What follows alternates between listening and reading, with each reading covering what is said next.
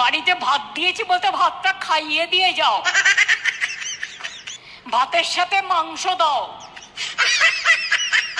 ভাতের সাথে ইলিশ মাছ দাও।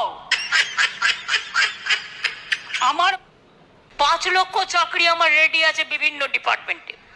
চাকরিগুলো যাতে না হয়, কিছু শকুনি বসে আছে, সেগুলির কাজই হচ্ছে উকুন বাছা, আর উকুন বাছার নাম করে চাকরিগুলোকে আটকে দাও যাতে বাংলার ছেলে মেয়েরা বঞ্চিত হয়।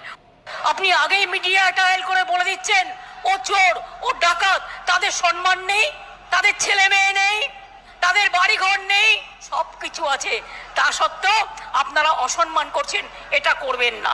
ইন্ডিয়ার ফাইনাল আমার হাতে 10 লক্ষ চাকরি রেডি হয়ে পড়ে আছে রাজ্য সরকারে, শুধু করতে পারছি না এই বিজেপির জন্য।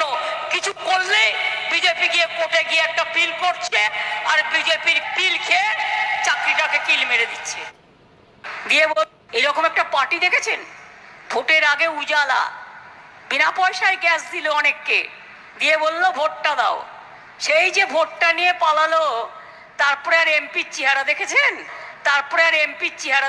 আমি চাই ভারতবর্ষে একটাই আদর্শ পার্টি থাকুক, তার নাম তৃণমূল কংগ্রেস। ভারতবর্ষে একটাই আদর্শ রাজনৈতিক দল থাকুক, যার নাম তৃণমূল কংগ্রেস। দয়া করে বাংলাকে অসম্মান করাবেন না। সন্ধ্যাবেলায় চায়ের আসর বসিয়ে কয়েকটা লোককে নিয়ে এসে বাংলার বদনাম আর করবেন না।